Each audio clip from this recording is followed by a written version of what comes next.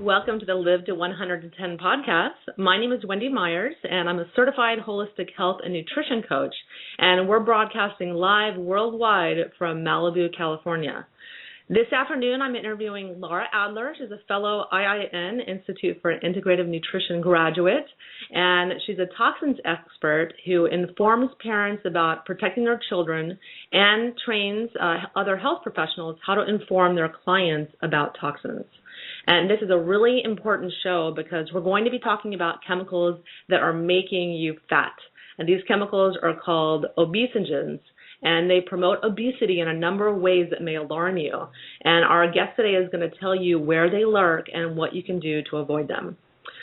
But before we get started, I have to do a little disclaimer. Please keep in mind that this program is not intended to diagnose or treat any disease or health condition. This podcast is solely informational in nature and is not intended to diagnose, cure, or heal any disease. Please consult your healthcare practitioner before attempting any treatment we suggest on this show. And please go check out my website, liveto110.com. I've started a site to educate you about paleo nutrition and the importance of detoxing from heavy metals and industrial chemicals that I believe are the major underlying cause of disease. And my goal is with the site is to help you prevent disease and live a long, healthy life. And if you like what you hear on today's show, please give the Live to 110 podcast a nice review and rating in iTunes. This will help people from around the world to find the show easier and get my word out on health, and I would appreciate it so much. So today's show is so important because it seems that Americans and people all over the world are living in an obesogenic environment. Chemicals and toxins in our air, food, water, and beauty products are promoting the obesity epidemic and making it easy to gain weight and hard to lose it. So I wanted to get a toxins expert on the show to tell us how to avoid these often overlooked causes of weight gain. So good afternoon, Lara. How are you? I'm great. Thanks for having me. Yeah, I'm so excited to have you on the show. So why don't you tell the listeners a little bit about yourself and what inspired you to focus on toxins? Sure. I've always been interested in health and wellness since I was really in my early teens, but I didn't pursue work in this field until about 5 years ago. I had previously been working in corporate sales, didn't really speak too much to this interest and passion that I had sort of secretly brewing underneath on food and nutrition and health. So I just sort of up and quit my job, really seeking something that fit me and fulfilled me in a bigger, deeper, and more impactful way than corporate sales. And I stumbled onto the holistic health coaching field, and in that I saw an opportunity to create a career that supported this sort of, like I like to call an inner nutrition nerd, and allowed me to sort of do work that's more fulfilling. So I went back to school, I got my certification, and I started seeing clients right away. Now, most of the clients that were coming to me for weight loss. And I had some clients that would be getting, amazing, fantastic results, and other ones that were having really meager results, meaning that even though they were sort of doing everything that I knew to get them on the path to weight loss, something just really wasn't budging. And it really baffled me and frustrated me. All of the traditional and many of the non-traditional stones, as I like to call them, were turned over. So things like diet and exercise, stress, sleep, emotional eating, like you name it. I turned all of those stones over, but still something wasn't working. So I started to do a bunch of research into the lesser-known causes of weight gain and resistant weight loss. And what I found in doing this research ultimately changed the entire focus of my practice. And I learned through this research that there are hundreds and hundreds and hundreds of chemicals that we are exposed to on a daily basis just through living a normal everyday lives that contribute in so many different ways to the obesity epidemic and growing rates of metabolic diseases, not to mention things like cancer, thyroid problems, infertility, birth defects, things like ADHD, behavioral and developmental disorders, autism. The list was really, really long. And I really got completely hooked. I couldn't stop researching. I dove headfirst into this world of environmental chemical toxicity and spent the past few years learning as much as I could about this. It's a very newly emerging field. It's still really in its infancy. And in talking to people, friends, family, clients, colleagues, I quickly saw that this was a conversation that was happening within the academic, scientific communities, but it wasn't really happening within the mainstream conversation yet. And most people didn't know about chemical toxicity, or what they knew was more old school in thinking. For example, that the only people at risk for chemical exposures were people working in factories or other types of occupational exposures. But they didn't understand how these everyday chemicals have the ability to impact health in both subtle and in profound ways. And most importantly, they had no idea what to do to protect themselves or reduce exposures to these chemicals in the first place. And this is really where I saw a hole that needed filling. So I turned my attention to distilling all of the research that I was finding into simple, easy, and actionable steps that people could take to reduce their exposure to these chemicals. And I really do consider environmental toxins to be the biggest missing piece of the conversation around health and wellness in general, whether it's obesity and diabetes, which is obviously the focus for today, but also things like thyroid disorders and attention deficit disorder, cancers, leukemias, heart disease, you name it. Toxins really do touch everything and everyone. And so now the entirety of my practice is focused on educating both health and wellness practitioners about this issue, as well as working directly with parents around these issues and helping them navigate what's currently in their home and how to create a safer home environment for themselves and for their children. Yeah, and I absolutely agree with you. I think toxins and industrial chemicals are one of the biggest threats to our health and our waistline, and that's why I've made liveto110.com. That's a big focus on the site because it's so important. People need to be talking about it more. And you're an environmental toxins expert. Can you explain for everyone what you mean by environmental toxins? Yeah, I think that perspective is really important here. I'm a huge fan of context. Context, I think, helps establish all information. A lot of people out there on the internet say content is king. I actually think context is king, because otherwise, without context, your content has no place to land. So the context here is going to help frame up the rest of our conversation. So, before I dive into what I call the quote-unquote chemical landscape, I want to clarify what I mean by the term environmental toxins. So most people, when they hear that phrase, environmental toxins, they think of air pollution and soil pollution and water pollution, oil spills, stuff like that, stuff that's sort of out there, and stuff that we don't have too much control over. I, as an individual, can't really do too much about a big oil spill in the Gulf of Mexico. But that's actually not what I'm referring to at all, although those certainly are significant and important things to consider within the conversation.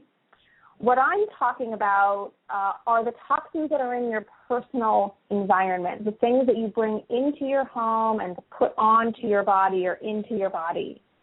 Now, most people don't realize that they're bringing toxins or chemicals that can be harmful into their home, because these chemicals sort of sneakily piggyback on the products that we're using every day. So things like your shampoo and the packaging that your food comes in, they're often on our food itself. They're coming in through household cleaners, on your dry cleaned clothes. It's coming in on the soles of your shoes. It's in your carpeting and your furniture and the paint on your walls. So there's toxins that sort of surround us. Now, over the past 50 years or so, there's been an absolute flood of synthetic chemicals that have been developed and introduced into the marketplace, with more and more being added each year. Right now, we're clocking in at about 84,000 chemicals in use, and 1,000 to 2,000 are added every year on top of that. Now, not all of these chemicals are bad. Some of these chemicals have definitely benefited us. They've provided new medications and building materials, things that really have made our lives easier and better and safer and even longer. But the problem here is that the vast majority of these chemicals have little to no safety testing data, meaning that no government agency has bothered to see whether these chemicals are harmful to human health before putting them into the products that you and I are using every day, or maybe not you and I, but that other people are using every day. And there's very little government oversight around the use of chemicals in consumer products. And you would think that there would be, but sadly there isn't. The Toxic Substances Control Act, which is really the only piece of legislation that we have to address chemicals in commerce, is the only piece of environmental legislation that has not been updated ever since it was created in 1976. It is sorely outdated and sorely in need of reform, and there's, that's on the docket now, but like all things in government, I don't see it until it's signed and done, and even then I kind of hold my breath for a little while. So the reality is that the products that we're using have not been tested. The ingredients have not been tested. And the Centers for Disease Control, CDC, tests routinely, or has started to test routinely, for traces of these chemicals inside the body of Americans. These are referred to as body burden tests. And they have found more than 200 different synthetic man-made chemicals in the bodies of people tested. Some of these chemicals, some of which I'm going to talk about today, are found in almost 98% of people tested, meaning like everybody's got this stuff floating around in their systems. The Environmental Working Group did a study a number of years ago where they tested the blood of newborn babies. They tested umbilical cord blood and found that babies are being pre-polluted with so many of these industrial chemicals, things like flame retardants and pesticides, jet fuel, dry cleaning solvents that are found within the cord blood of newborn babies. So this is a big, big issue. And it's a big issue because it turns out that many of these chemicals have the ability to influence the way that our metabolism works, and through messing with that and with other systems can lead to things like weight gain and insulin resistance and diabetes, among, as I said earlier, a whole list of other health conditions that are unrelated to the weight topic. So if we look at the sort of from a historical standpoint, and we look at the arc of the introduction of chemicals into the marketplace, which really started after World War II, when this better living through chemistry lifestyle was adopted, we can see that it closely mirrors the arc of disease that we experience in this country. So rates of cancer, diabetes, learning disabilities, behavioral problems, autism, childhood leukemia, infertility, birth defects, these are all conditions that are actually on the rise. They're increasing. Despite the increase in medications and our advanced understanding of health and disease prevention. And so studies are showing more and more every day that chemicals we encounter in our normal lives are linked or associated with each of those conditions that I just mentioned and a whole slew of others. And this same arc of chemical use also mirrors the rise of overweight and obesity in this country. So there's a lot of parallels there. Yeah, absolutely. I agree. So what role do you see chemicals playing in the increasing rates of overweight and obesity? Well, it seems likely that it's one of the key players, right up there with poor diet and lack of exercise. And in fact, I see these three things, poor diet, lack of physical exercise or not enough or appropriate physical exercise, and chemical exposures as this sort of perfect storm of three things that all sort of happened within the last, 50 years or so, 50, 60 years, that have all sort of converged to lead us to the kind of obesity statistics that we have today. And I'll go into some of those statistics now, just again to frame up and put a little bit of context to this conversation.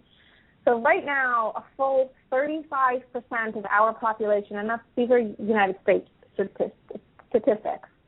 So a full 35% of our population medically qualifies as obese, and usually that's defined as a BMI over 30%, body mass index. Now this is up to from 13% 50 years ago. So 50 years ago, only 13% of our population qualified as medically obese, and now we're up to 35%. That's a huge, huge jump in a short amount of time. Since 1980, we've seen rates of childhood obesity nearly triple. And these are just the numbers of people who qualify as being clinically obese. And there are millions more, another 34% of our population, who are diagnosed as quote-unquote overweight. Now this means, combine those two numbers, that over 70% of our entire population is struggling with weight issues that did not exist on this scale 30 years ago. So it's a huge increase in numbers in a really short amount of time. Now, conventional thinking around weight management has always hovered around the first two things that I mentioned, diet and exercise. This is where the whole calories in, calories out model that we're now understanding more and more isn't really accurate. There's far more going on than just energy intake and energy expenditure. And this really brings me to the entire purpose of our call today, and that's obesogens and their role in this. Yeah, what exactly are obesogens? Well, obesogens are chemicals that directly or indirectly increase obesity through the disruption of metabolic, hormonal, or developmental processes. So these are chemicals that have the ability to alter fat cell development, they can alter metabolism, and they can promote fat retention. So for somebody who's, got those last 5 or 10 pounds that they just absolutely can't seem to budge no matter what, it could be because chemicals are actually promoting the retention of that fat. It's telling your body and programming your body to hold on to that. And sometimes for very important reasons. Now, the term obesogen is a relatively new term. It was coined by somebody named Dr. Bruce Blumberg, who is the professor of development and cell biology at UC Irvine. And this term was coined back in 2006. So it's really only been sort of floating around there for a few years. Now, the idea, though, that chemicals in our environment could be contributing to the obesity epidemic goes back a few years prior to that, back to 2002, when a research paper by somebody named Dr. Paula Bailey Hamilton showed evidence that, or she basically looked at toxicological studies dating back as far as the 1970s that showed that low-dose chemical exposures, and I'll talk about low doses and what that means and what the implications are in a few minutes, that low-dose chemical exposures were associated with weight gain in the animals used in those experiments. So because this is sort of a relatively new discovery, and I say relative as in the span of scientific research going back to 2002, relatively short. So because this has really only begun to take off in the last 6, 7, 8 years, research is still in its infancy. There's a tremendous amount of research happening in this field, but there's still a lot of questions. to be answered.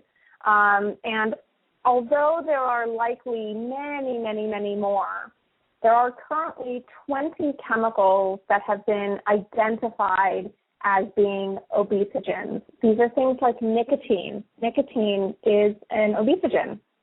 I don't imagine that you have too many smokers on a podcast called Live to 110, but nicotine is for sure one of those obesogens. Things like MSG, monosodium glutamate. Lots of people are avoiding that for other reasons, but it's a good reason to avoid it because it's also an obesogen. Chemicals like arsenic, or elements, I should say, like arsenic, which is found in drinking water. And, you know, for people who watched Dr. Oz, there was a big arsenic scare, uproar in apple juice, and also recently in rice. There's high levels of arsenic found in rice. These are things that we should be aware of. Chemicals like atrazine. Atrazine is a pesticide. It's one of the most widely used herbicides in this country, and is found. The Environmental Protection Agency, I think, has measured atrazine levels in 94% of drinking water tested. So this is also something to be concerned by.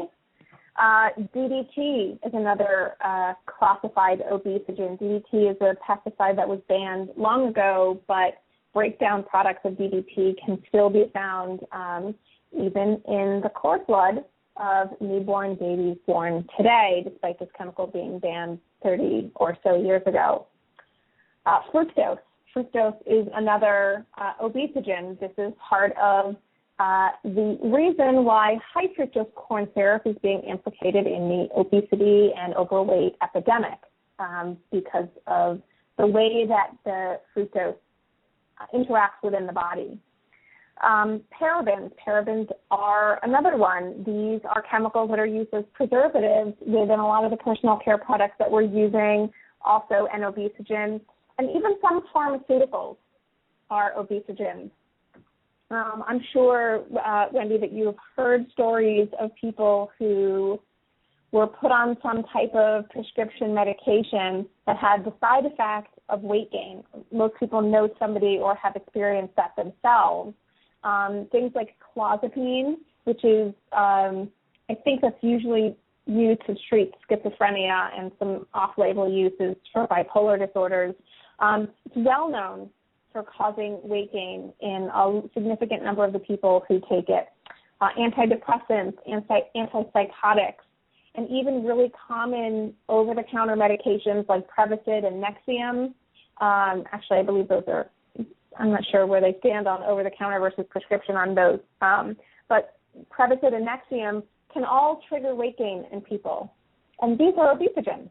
We've actually been aware of the ability of chemicals, in this case pharmaceuticals, to cause weight gain. We've actually known about this for a long time. But as you can gather from that list of identified obesogens, it's not just pharmaceuticals. It's just nicotine, MSG, pesticides, atrazine, DDT, and chemicals added to consumer products. So things like phthalates, which I'll talk about later, and parabens and BPA, which I'll also talk about later. So it's sort of a wide range of chemicals that are able to interfere with our metabolism in this way. Yeah, well, can you just clarify for the listeners, how exactly are these chemicals linked to weight gain and obesity, and what makes them obesogens? Well, I will do my best to do that. I will say that the science is, because this research is still in its infancy, there's still a lot of questions as to the exact mechanism, meaning what is actually happening within the body to have this effect.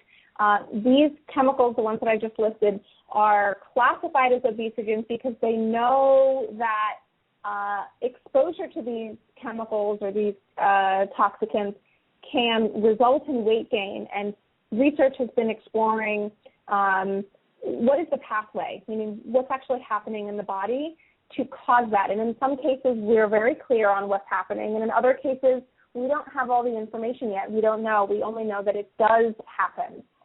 So, but in a basic sense, there are a few different ways that these chemicals that we're aware of so far have the ability to have these effects. And different chemicals can act within the body differently. And some chemicals can act in multiple ways within the body, all with the same result. So you've got some chemicals that are going to trigger one thing to happen that can lead to obesity or weight gain.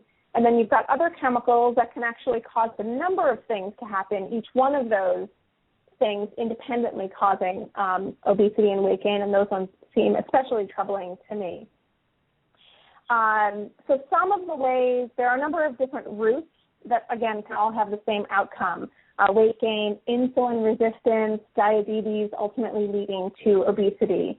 But basically speaking, here are the few of the ways, and I'll nerd out a little bit here, and I hope that everybody can stick with me on this.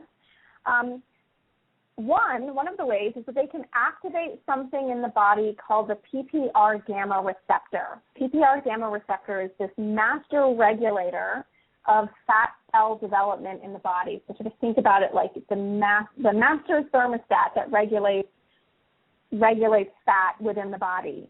Now, things that activate this receptor in many cases can actually change the way that our fat cells are programmed.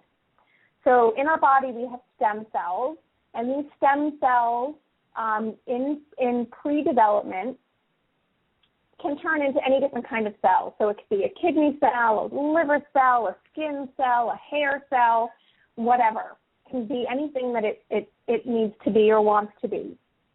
Activation of this PPR gamma receptor can actually change the programming of a cell in pre-development, and it can program it to become a fat cell rather than, say, a bone cell or a skin cell or a liver cell that it was intended to become. So what this actually does is increase the actual number of fat cells within the body. And that's all happening within pre-development of the cell. If we're looking at cells that are already developed, activation of that PPR gamma receptor can increase the amount of fat, the amount of lipids that are stored within each fat cell, making it physically larger. And some of the obesogenic chemicals work by activating this receptor in the same way that pharmaceuticals do. So this PPR gamma receptor activation is the pathway that many of those pharmaceuticals like the clozapine and Avandia, I didn't mention Avandia, but clozapine, Prevacid, and Nexium, they often work on that pathway. So they're activating that PPR gamma receptor, and they're causing fat cells to become more in number and larger in size. And many of the obesogenic chemicals that I mentioned are able to also work in that same capacity. And you can see here, this has nothing to do with calories or exercise. Nothing to do with calories or exercise. This is weight gain that's happening on a cellular level, completely devoid of what you're eating and how much you're exercising. So this is why I think this is such a fascinating and important topic to discuss and to bring to everybody's attention. So here's another way that obesogenic chemicals can work.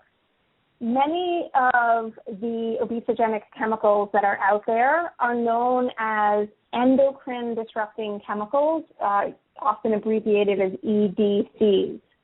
Now, these are chemicals that are capable of blocking or mimicking the role of natural hormones, in many cases estrogen, within the body. Now, our hormonal system, for those, and I don't know if you've touched on the hormonal system on your show or not before, but the hormonal system works in a sort of a lock and key fashion. So we have what are called hormone receptors in our body, and these act as little locks. And the hormones, free-floating hormones throughout the body, come along and act as keys and open those locks, which in turn release other hormones or signals within the body to have some type of effect. Now, chemicals can masquerade as hormones and slip in and disrupt the normal processes of this body. So they're coming in and sort of masquerading as these natural hormones that are floating around in the body, and they're unlocking locks left and right that otherwise would not have been unlocked. Many of the chemicals, particularly the obesogenic ones, are synthetic estrogens. And having these synthetic estrogens floating around your system can lead to all kinds of health effects beyond just weight gain and obesity. So it's important to get a handle on excess estrogen in the body in general, regardless of the weight conversation. Estrogen dominance is something that a significant portion of the population is struggling with, and they don't even realize it. Yeah, I'm struggling with that right now, too. I've written quite a bit about that on the website, that estrogen dominance causes so many health problems. So many health problems, and so many women and men don't recognize that it's something that's happening. And, you have to take pause and ask, what's happening that's causing this? Why is there such a boost and increase in estrogen dominance? And it very easily could be, or at least in part be, because so many of the chemicals that we're exposed to in our daily lives are able to mimic estrogen. And so that sort of is a logical connection to make. Now, some of the obesogens out there are also linked directly to things like insulin resistance, and insulin, as we know, is the primary regulator of how our body stores fat. And when insulin levels are elevated, we accumulate fat. So chemicals that interfere there are most certainly not ones that we want to be bringing directly into our homes and allowing into our bodies. It's just not fair. The odds are so stacked against us. But can you give us a few specific examples of chemicals in our everyday lives that are obesogens, and where we might find them, and then once we identify them, how do we avoid them? Yeah, definitely. I think that everything that I set up until now might seem a little bit abstract and not very practical or actionable. So I definitely want to provide some actionable steps for people to take, and so they can really go into their homes and start looking at the things that they're bringing in and make some changes to the reduced exposures, and that's sort of the whole point here. So some of the most common obesogens that we encounter in our lives are phthalates, and I'll go into those in a moment, BPA, and pesticides, and I'll go through each one of those and offer a few suggestions on how to start reducing exposure. Now, I'll preface all of this by saying that we cannot avoid all exposures, right? This is impossible. If we live on planet Earth, we are exposed. The chemicals in our environment are ubiquitous. They're found on every corner of the globe. They travel through wind, they travel through air, and of course, because we have a global marketplace, they're traveling through, piggybacking again on these products that we're purchasing and shipping all over the world. Polar bears in the Arctic have things like flame retardants in their blood. This is just an example of how ubiquitous chemical exposure is. But the fact that chemicals are all around us does not mean that we throw up our arms in defeat without making any effort. Because, and I get a lot of people who say, like, oh, everything gives you cancer, and those kind of people sort of give up before even making any effort. And, the truth is that there are a lot of things that we can do to reduce our exposure. A significant number of exposures are happening inside the home. And while we can't control things that we're exposed to out in the world, like I said, I don't have, as an individual, there's not a whole lot that I can do about an oil spill in the Gulf, but I have 100% control over the products that I buy, that I bring into my home. And this is where we focus our energy. So the saying that I like to use, this is actually the tagline for my business, is we change the things that we can control so we worry less about the ones that we can't, because there's a ton out there that we can technically worry about, but I don't want to be that person that freaks out and is so hyper paranoid about everything. I actually have a name for this. I call people who are super hyper fixated on avoiding toxic chemicals as being detoxorexic, sort of an inside joke.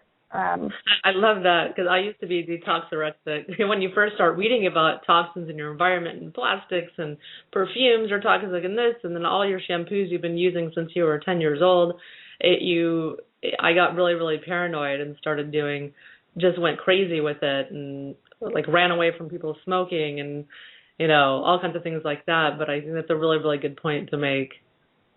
Yeah, and I think that's unfortunately or fortunately, it's a really common reaction to have is that complete moment of freak out.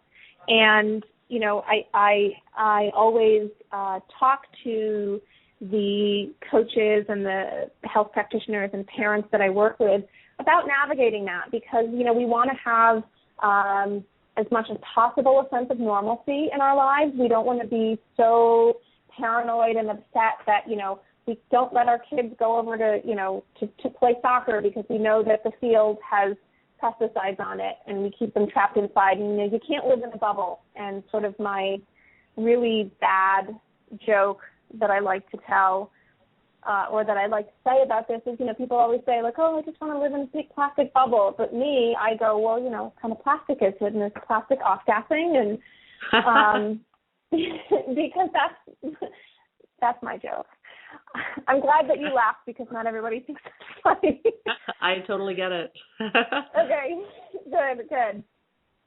So anyway, the point is that, we don't get hyper obsessed and freak out about everything because the reality is that we live on planet Earth and I'm not going to never walk down the sidewalk because there's cars spewing exhaust. That's just ridiculous. So instead of freaking out about that, I'm going to let that stuff go, and I'm going to worry about the things that I bring into my home and make changes there and focus my energy there. And once those are taken care of, then, I'm good. I'm comfortable. I'm not really stressing out about stuff because I've done everything that I can that's within my reach. So yeah, I feel the same way too because even though I'm constantly exposed, the rest of our lives will be constantly bombarded with toxins. But I have peace of mind because I do a nutritional balancing program that's a detox program, and I do an infrared sauna a few times a week, and I detox all these chemicals out that I'm ingesting on a daily basis. So I don't worry about it now. Yeah. I mean, and I think that's the best approach. So anyway, let's get into the nitty-grit. So the first chemical that I'll talk about and share with everybody isn't actually one chemical, but rather a class of chemicals, and these are called phthalates, and that is spelled, I'll spell it for everybody, it's spelled Phthalates,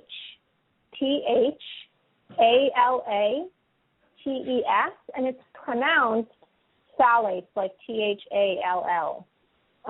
That's always a tricky one. When people first see that word, they're I don't know how to say that. Too many consonants right up against each other. But it's pronounced phthalates. And phthalates are asynthetic estrogen or act as synthetic estrogens in the body, again, capable of blocking or mimicking natural estrogen within the body. Now, phthalates are used in a few different ways and found in a wide variety of products, which is why it's one of the most important ones to address. It's found in a wide variety of plastics, in particular plastics that are flexible and bendy. So if we think of things like a rubber ducky toy, kids' toys and other plastic toys, if we think of things like shower curtains and garden hoses, these are flexible, bendy plastics. Phthalates are a plasticizer used for making plastics soft and flexible.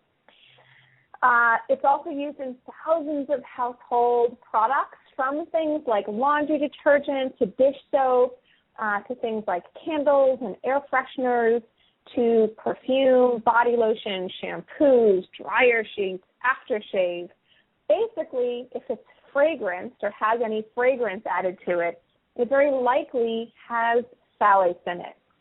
The reason why your clothes smell like detergent or dryer sheets hours or days, even weeks after you've washed them, and the reason why you can still smell the shampoo that you washed your hair with in the morning at 10 o'clock at night is because phthalates are present in the product. Now, the role that phthalates play in these type of products is that they fix and hold scent to fabric, to skin, to hair, and that is why they're there. Now, phthalates are so ubiquitous that they are found in the blood of 98% or urine of 98% of people tested by the CDC. Now, studies have shown that measurable levels of phthalates in the urine are associated with increased waist circumference, that's belly fat, and insulin resistance. Now, it's not entirely known the exact mechanism. As I said earlier, there's still a lot of questions. It's not exactly clear what the mechanism by which phthalates act as obesogens, but it's likely due to the fact that, again, they're interfering with our hormonal system, and in particular with thyroid function, which itself can be responsible for fluctuations in managing of weight.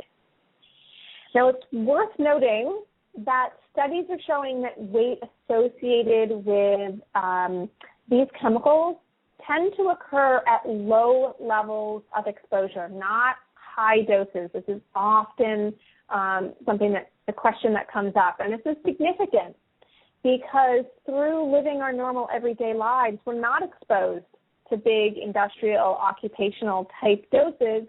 We're exposed to really teeny tiny doses, very small doses from a variety of sources. All of those products that I just mentioned, you're probably not using one. You're probably not only using laundry detergent or only scented candles. You're probably using laundry detergent and shampoo and soap and deodorant and perfume and makeup that has fragrance,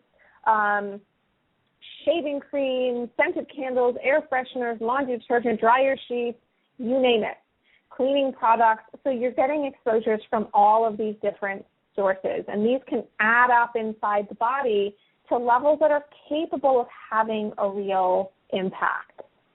Yeah, and I think it's worth noting that there's been no studies, nor will there ever really be any studies about the synergistic effects of all these cumulative chemicals and their effects on your body.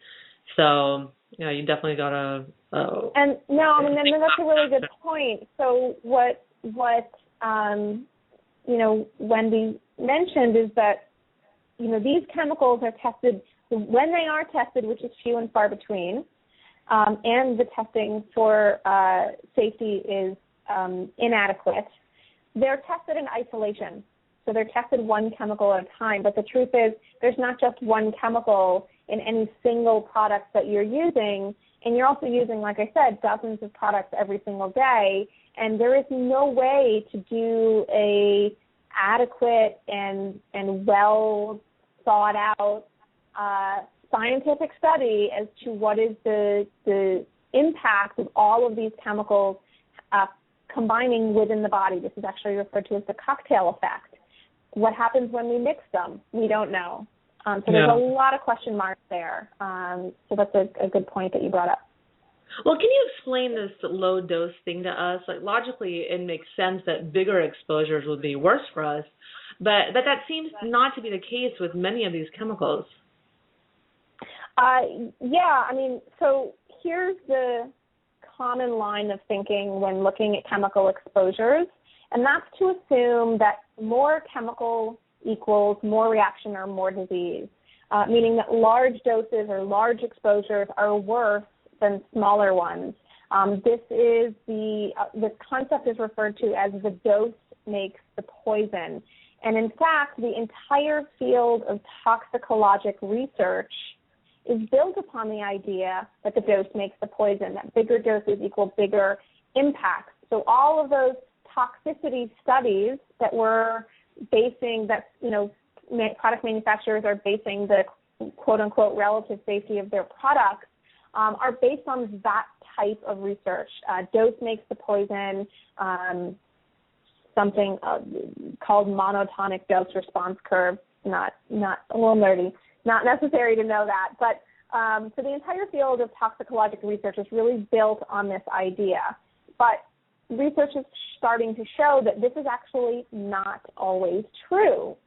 Now, it's been well established that our bodies are designed to respond to tiny, infinitesimal levels of some chemicals within the body.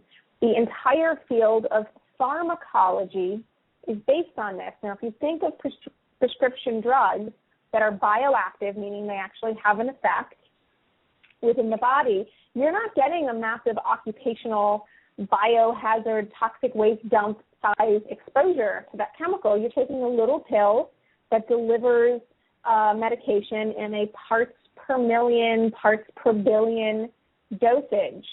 And that's incredibly tiny. So to give you some perspective on what that means, this part per billion conversation, is that 1 part per billion is equal to just over 1 teaspoon diluted in a 600,000 gallon Olympic-sized swimming pool. Many prescription drugs are delivered at fractions of that teaspoon, fractions of parts per billion. So if we look at birth control, for example, which we all know is bioactive, meaning it actually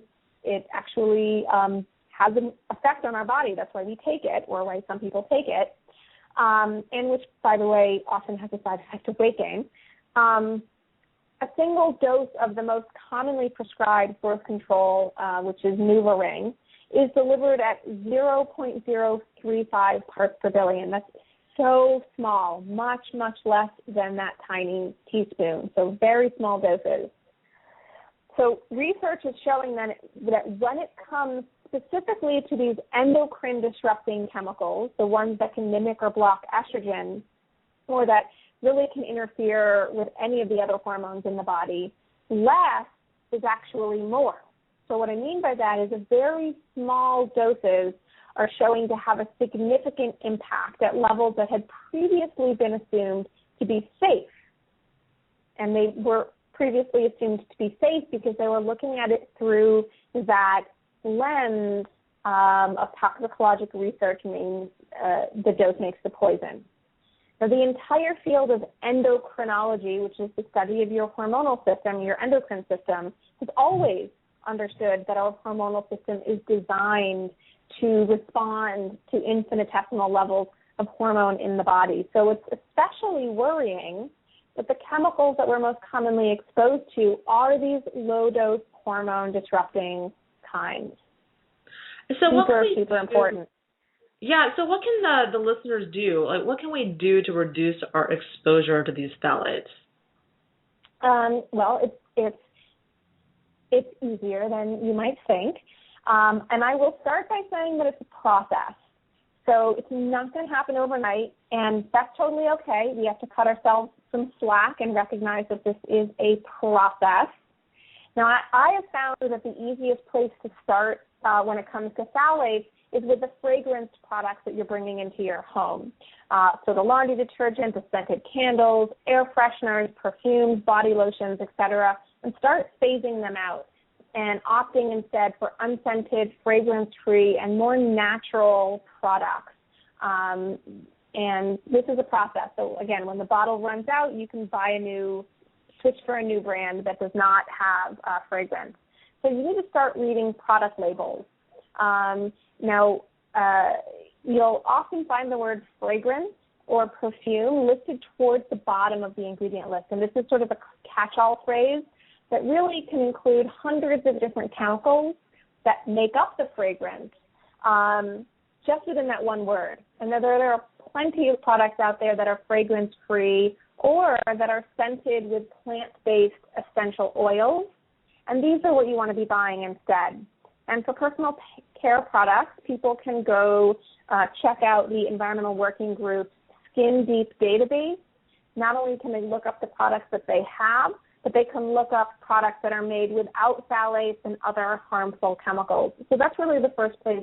If you have scented candles, ditch them. If you've got the Glade air fresheners or those little scent diffuser sticks, ditch all that stuff. It's totally unnecessary, and you're just surrounding yourself with a sort of this cloud of constant stream of phthalate exposures. Yeah, I love EWG. It's Environmental Working Group. They have a website called EWG.com, and they're actually coming up with an app for your smartphone where you can take a photo of a product label in Target or wherever you are and see how it rates on a toxicity scale. So you can just really find out firsthand. So awesome. Yeah, it's amazing. Yeah. So I just love them so much. You can find out firsthand immediately before you purchase it if it's going to be safe to use or not. Yeah. So, yeah, it's amazing. So, can you share with us some other places where obesogens, might be hiding out in our lives? Yeah, sure. A big one is pesticides found on conventionally grown fruits and vegetables. Many of the pesticides that are used on food crops are not only chemicals that sort of sit in our body's fat stores. These are known as lipophilic chemicals. They sort of hang out in our body fat, but also endocrine disrupting and likely obesogenic chemicals. These pesticides also are carcinogenic and neurotoxic and developmental and reproductive toxins. So by avoiding them, you're also reducing your exposure to chemicals linked to cancer and infertility and birth defects and so on. So there's a plus side there. There's over 1 billion pounds of pesticides used in the United States each year, and those pesticides, they don't just vanish when they get sprayed on the crops. They end up as residues on our food and also in our drinking water. And the solution here is pretty obvious. We eat organically grown foods that don't have the same kinds of pesticide residues and subsequent issues. It's a pretty straight up solution. Now, when organic food first started showing up at grocery stores way back when, I thought it was just an excuse to charge more, and I really looked at it as like fancy, expensive marketing, this, really posh, expensive for people who had tons of money only thing.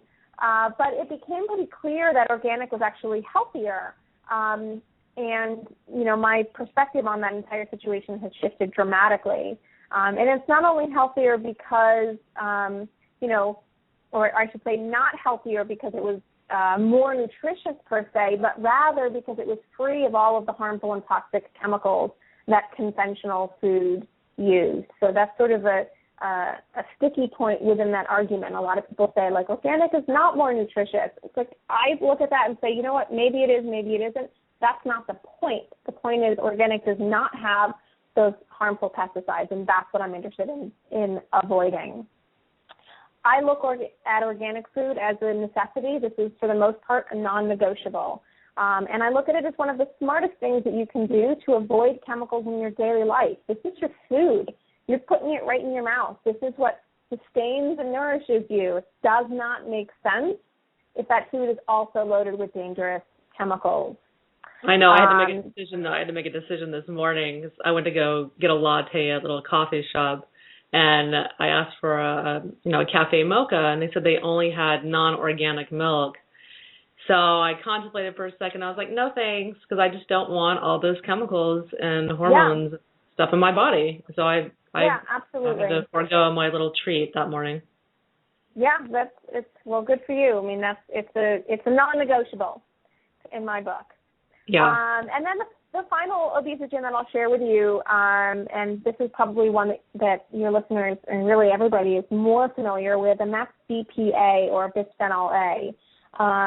This made news a number of years ago when there was this huge uproar after it was discovered that this chemical, also a synthetic estrogen and an endocrine disrupting chemical, was being used in polycarbonate baby bottles. Bisphenol A was actually developed as a synthetic estrogen. So that is what its initial purpose was, as a synthetic estrogen back in the late 1890s or early 1890s. But it wasn't until the 1920s or the 1930s that it began to be used in commercial products. And its use as an intentional synthetic estrogen was short-lived, didn't really stick around, but it was granted this new life as a plasticizer. So BPA is now one of the most widely and heavily produced chemicals in the world. It's found in a wide range of products, from clear polycarbonate plastics to the lining of canned foods to cash register receipts and even things like dental sealants. And BPA is also found in the blood of 98% of people tested.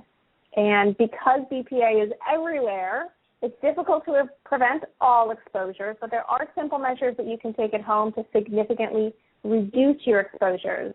And the first thing to do is move away from using canned foods.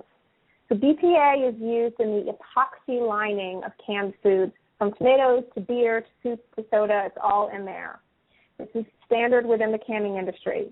Now, the epoxy lining helps prevent direct food contact with the aluminum, which can easily be dissolved by the contents in the can, or which can affect the flavor of food stored in the can. So they put this epoxy lining inside the can. Now, acidic foods like canned tomatoes are sort of the worst offenders.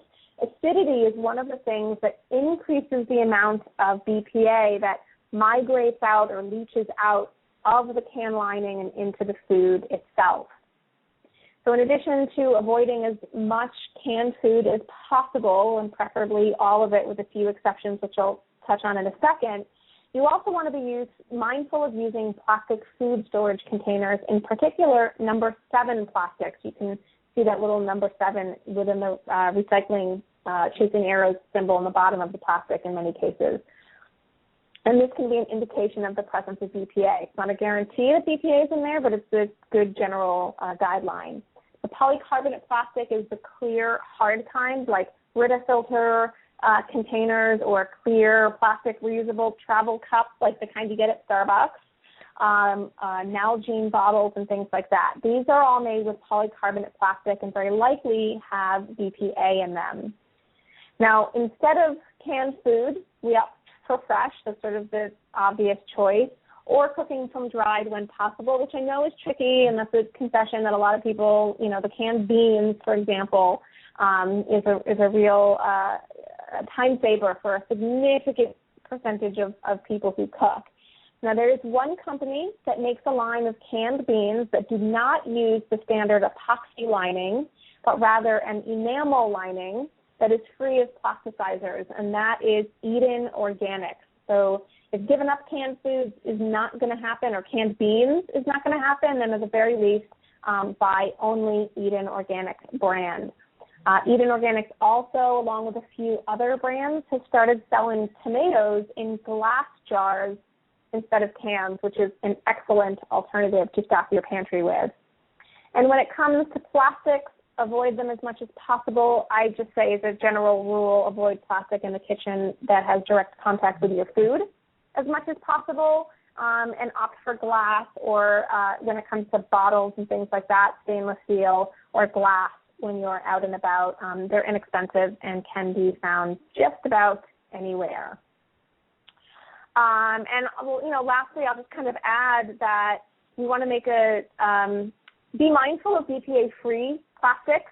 So you'll see lots of products that are advertised as BPA-free. There are several structurally similar chemicals in the bisphenol family, and bisphenol A is only one of them. So many products that are now BPA-free have simply been swapped for some of those other chemicals, in many cases BPS like Sam or BPF like Frank, which frustratingly are apparently even more persistent and potent than BPA. So watch out for BPA-free claims. I know those manufacturers are sneaky. They can say they are BPA-free, but it's problematic. So Lara, I have one final question that I ask all my guests. I think it's obvious, but what do you think is the most pressing health issue in our world today? That's a good question. And I think the most pressing issue isn't actually a single thing, and I think my answer will surprise you. But I think it's not really a single thing, but rather a mindset, and that's the mindset of short-sightedness. So people are producing, creating, building, developing, growing things with today and tomorrow in mind, and with maximizing profits and minimizing loss, which I understand, but it's happening at the expense of the future. So if you were able to somehow sort of collectively shift our perspective from the short term to the long term, so many of the choices people are making wouldn't be made because they're not sustainable. So this applies to our to health with the sort of quick fix prescription drug, quick fix diet mentality, to the way we raise animals for food, the way we grow crops, the way we fish our oceans. It applies to the way that we continue to suck up fossil fuels and natural gas extraction and oil. to how we abuse our clean water sources and pollute our air.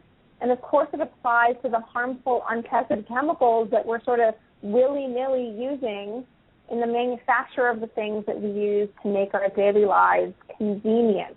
So this, to me, seems like the biggest overarching pressing issue, because to me it really lies at the core of each individual health issue out there. We're way too short-sighted.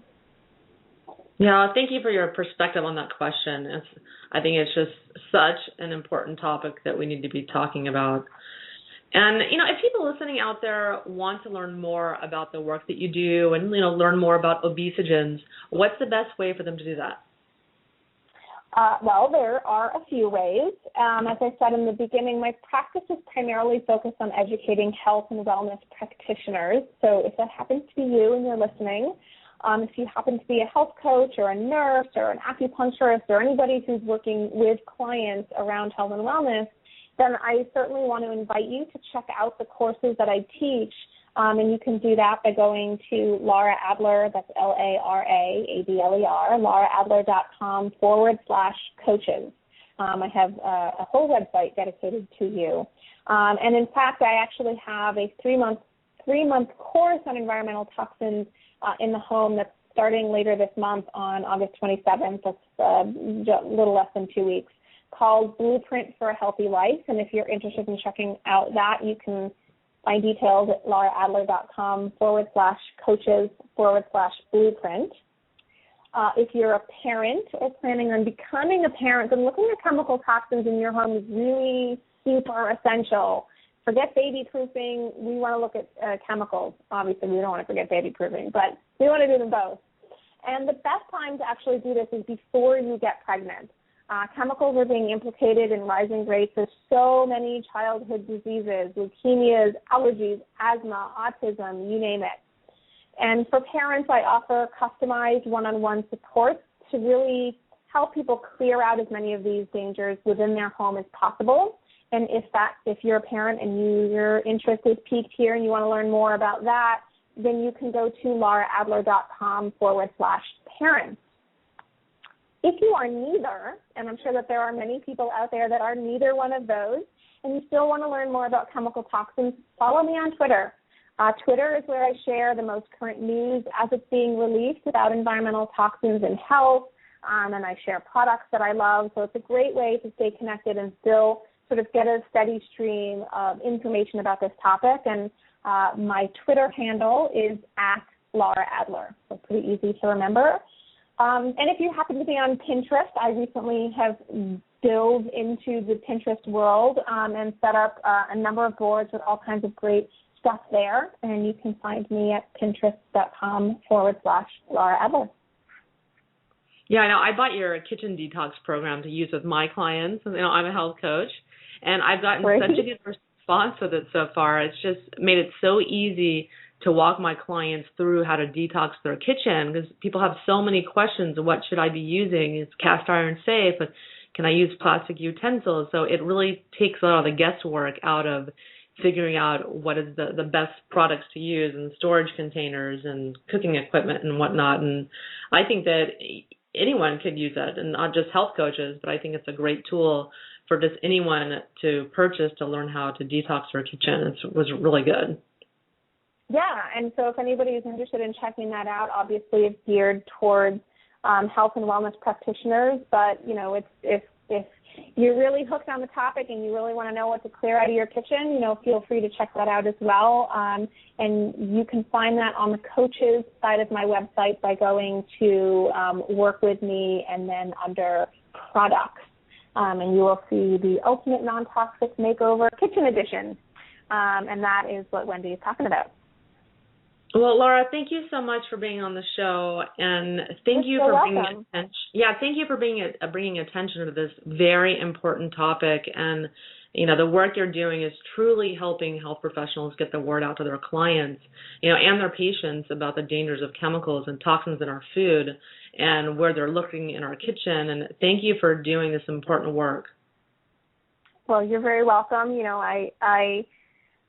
the fact that it's not being addressed out there in a bigger capacity is really what sort of fuels me, because I think this is such an important piece of the conversation that we're not having around health and wellness. And, there really isn't a lot of resources to help people navigate the what do I do questions, the what now questions, once they learn about it. So they can go to something like Environmental Working Group and learn about all the issues, but people at the end of the day often feel a little bit lost as to what do I do when I get home. And so, that is sort of the problem that I aim to solve, and I love this work. I think it's really fascinating and important, and so I'm very happy to share some really good information and important information with your audience. Well, great. Well, thank you so much, Lara. And I would I'd love to have you on the show again at some point in the future to talk about whatever you want to talk about, because I think you're a wonderful speaker and presenter, and you just laid that out so simply and easily. I think people are going to get a lot out of that. So great. Thank you. Yeah, and definitely keep me posted of what people are saying, because I serve the people. The people. Well, thank you. And thank you to all the listeners out there for tuning in to the Live to 110 podcast. Please go leave a review on iTunes if you enjoyed what you heard today. And thank you so much for listening. That's all for today.